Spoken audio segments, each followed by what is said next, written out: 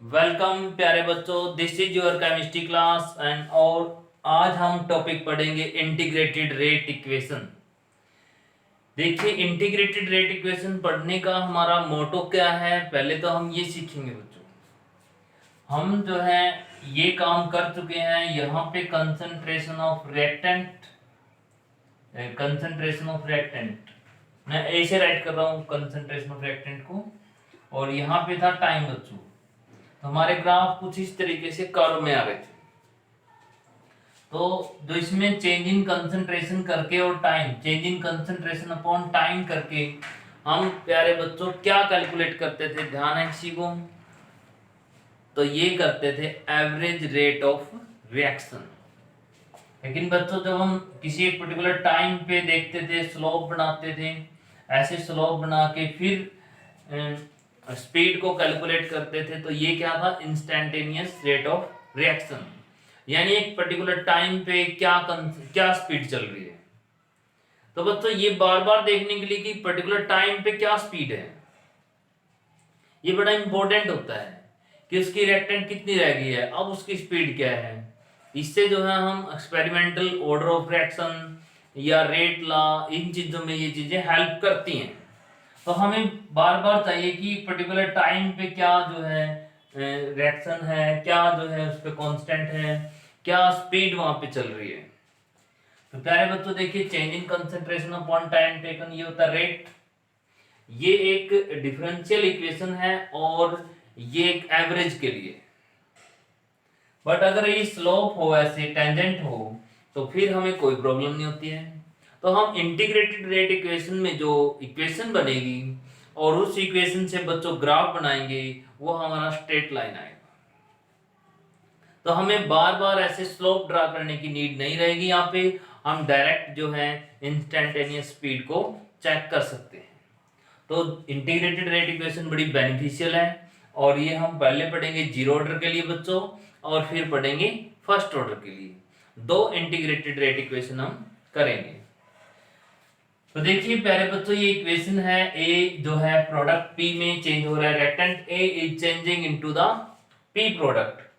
जो ए है concentration of reactant है किसी टाइम टी पर। ए नोट क्या है प्यारे बच्चों? स्टार्टिंग में जो कंसंट्रेशन है रिएक्टेंट की वो ए नोट है, और किसी पर्टिकुलर टाइम पर क्या है बच्चों? ए है। तो यहां पे हम इंटीग्रेशन करेंगे, इसमें क्या है? इंटीग्रेशन करेंगे और फिर इंटीग्रेटेड रेट इक्वेशन हमें मिलेगी। तो प्यारे बच्चों, अगर हम इंटीग्रेशन करेंगे तो इसको कैसे राइट करें, देखिए। तो यहां हम जीरो ऑर्डर के लिए कर रहे हैं बच्चों, तो क्या लिखेंगे इसको? D A upon D T is equal to K concentration of A, और इसकी power zero, because we are doing for the zero order. और जब भी किसी की पावर जीरो होती है बच्चों, उसकी वैल्यू 1 होती है। तो ये माइनस जो है इसके लिए, रिएक्टेंट के लिए माइनस यूज करते हैं, क्योंकि कंसंट्रेशन टाइम के साथ डिक्रीज करती है। तो ये जीरो हो गया बच्चों, ये पार्ट ए जो है यहां से फिनिश हो जाएगा, डिसअपियर हो गया, 1 आ गया। तो मैं इसको लिख रहा हूं, change in concentration of reactant equal to K dt, और माइनस साइन में इस साइड ले आया। तो प्यारे बच्चों, अब हमें क्या करना है? इसका इंटीग्रेशन करना है। जब हम a का इंटीग्रेशन करेंगे, स्मॉल चेंज, इंटीग्रेशन का मतलब होता है कोई छोटी वैल्यू से बड़ी वैल्यू कैलकुलेट करना। यानी स्मॉल चेंज इन a, और बड़ा क्या चेंज होगा? बड़ा चेंज होगा a, क्योंकि पूरा चेंज क्या है? a है, मतलब बड़ा चेंज। 2 सेकंड के लिए, 3 सेकंड के लिए कितना चेंज आया है? तो a होगा फिर। तो जैसे dx का इंटीग्रेशन क्या होता है? x होता है बच्चों। ये स्मॉल x, वो बड़ा x, ये स्मॉल है, ये बड़ा है। तो यहाँ पे इंटीग्रेशन किसी कांस्टेंट का कोई इंटीग्रेशन नहीं कर सकते हैं, उसको इंटीग्रेशन साइन से आउट कर देंगे। dt का इंटीग्रेशन बनेगा बच्चों t, जैसे dA का बना a। यहां पे आता है बच्चों अब इंटीग्रेशन कांस्टेंट। या तो इंटीग्रेशन में ये होता है कि हम लिमिट पुट करते हैं, या फिर हम इंटीग्रेशन कांस्टेंट का यूज करते हैं बच्चों। अब इंटीग्रेशन कांस्टेंट की वैल्यू क्या होगी? इंटीग्रेशन कांस्टेंट की वैल्यू वही होती है प्यारे बच्चों जो इसकी होती है, जो यहाँ पे फैक्टर है वही है, लेकिन टाइम जीरो पर, टाइम जीरो पे इसकी वैल्यू क्या थी, ये थी बच्चों ए नॉट। कई बुक जो है ए नॉट लिखती हैं, ए लिखती हैं, कई जो है आर लिखती हैं। तुम जैसे आर भी लिख सकते हो, यहाँ इजी रहेगा समझने के लिए, रेक्टेंट आर, मैं आर भी राइट कर सकता हूँ, यहाँ पे ए भी लिखती हैं कई बुक्स, तो इसमें आपकी मर्जी है बच्चों। तो जो आर है यहाँ आर भी लिखा हुआ है ऐसे, तो आर नॉट, ये आर, आर ध्यान रहेगा रेक्टेंट के लिए है, बस थोड़ा सा इजी हो गया है ऐसा राइट करना, चाहो तो तुम ए भी लिख सकते थे। तो प्यारे बच्चों हमारे पास इक्वेशन क्या बन गया, ये हम केटी को इस साइड माइनस साइन इस साइड ले आऊंगा तो ये प्लस में कन्वर्ट होगा, KT is equal to R not minus R. हमारे पास ये बनी है integrated rate equation for the zero order. तो प्यारे बच्चों देखिए इसको हम कैसे यूज कर सकते हैं आगे, तो k is equal to R not minus R upon T, इसको ऐसे भी लिख सकते हैं बच्चों।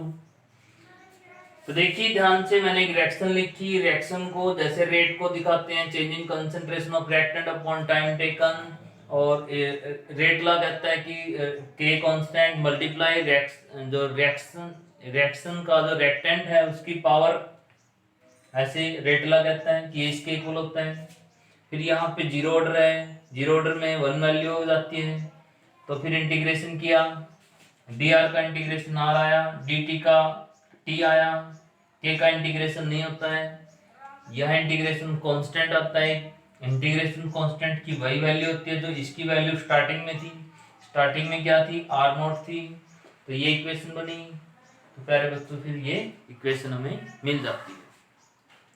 अब देखिए हम इस इक्वेशन का यूज करते हैं, जो हमें इंटीग्रेशन करके इसका डेरिवेशन भी इंपॉर्टेंट है बच्चों जो हमें मिला है, और जो ये रिजल्ट आया है ये भी बहुत इंपॉर्टेंट है, ये फिजिक्स के लिए भी इंपॉर्टेंट है और केमिस्ट्री के लिए भी इंपॉर्टेंट है। तो देखिए बच्चों अब इसका यूज कैसे करते हैं, मैं ग्राफ बना रहा हूं, कंसंट्रेशन ऑफ रिएक्टेंट और टाइम के बीच में।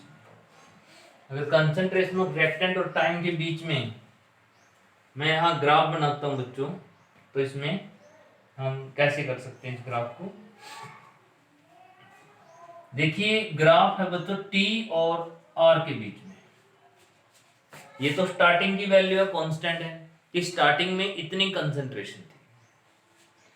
तो प्यारे बच्चों ग्राफ इसके और इसके बीच में है, जो ये थर्ड फैक्टर जो प्लस या माइनस हो रहा है यहाँ पे, इसको प्यारे बच्चों हम बोलते हैं इंटरसेप्ट। क्या बोलते हैं इसको, इंटरसेप्ट। इंटरसेप्ट होता है कि स्टार्टिंग कहां से कर रहे हैं। जब टाइम जीरो था तो स्टार्टिंग में कुछ वैल्यू थी, टाइम जीरो था तो स्टार्टिंग में कुछ आर नॉट वैल्यू थी, मतलब रिएक्टेंट कंसंट्रेशन की रिएक्टेंट जीरो नहीं थी, कुछ आर नॉट थी, दिस इज इंटरसेप्ट। तो प्यारे बच्चों फिर हम बात करेंगे स्लोप की, intercept slope.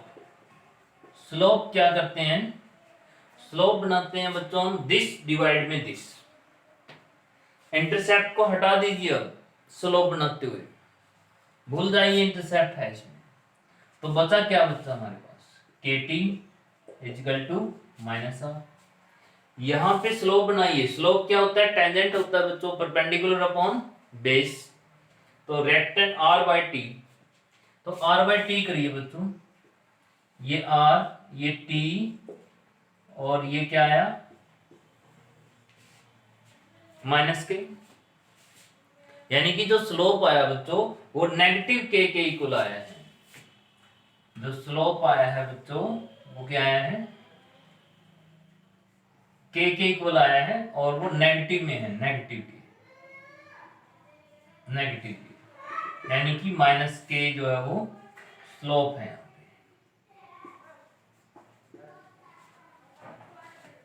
Minus negative slope क्या शो करता है बच्चों कि वी आर मूविंग डाउनवर्ड, हम नीचे की तरफ मूव कर रहे हैं। जैसे जैसे टाइम बढ़ेगा तो इसकी कंसंट्रेशन डिक्रीज करेगी और हम ऐसे चलेंगे, नेगेटिव स्लोप।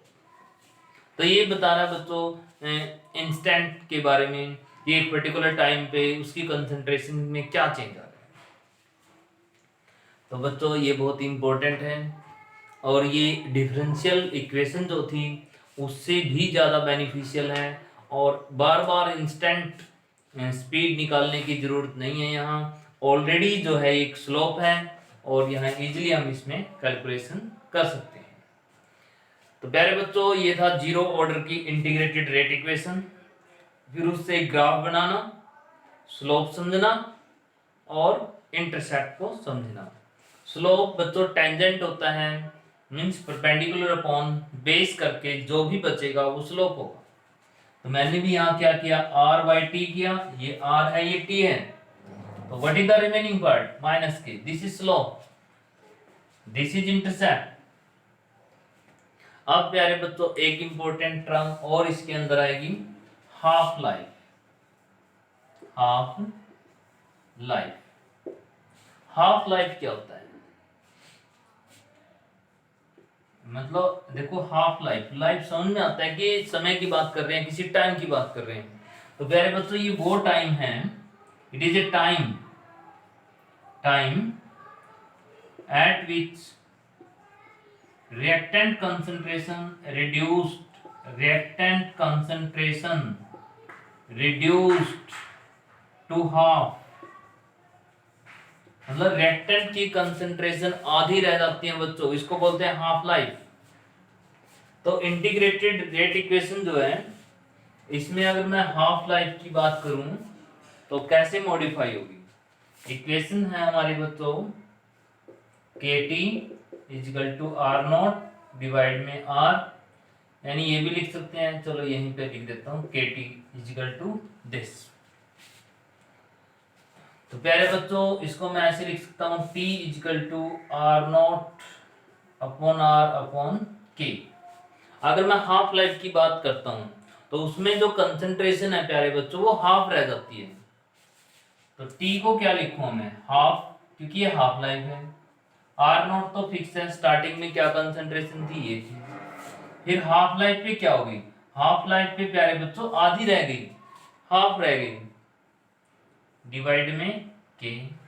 तो जब R not minus R not का हाफ हम सब्ट्रैक्ट करेंगे तो इसमें क्या बचेगा हमारे पास, आर नॉट बाय 2।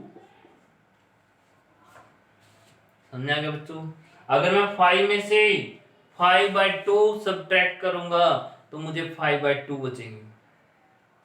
5 में से 5/2 सब्ट्रैक्ट कर रहा हूं तो 5/2 ही बच रहे हैं। तो ऐसे ही होता है।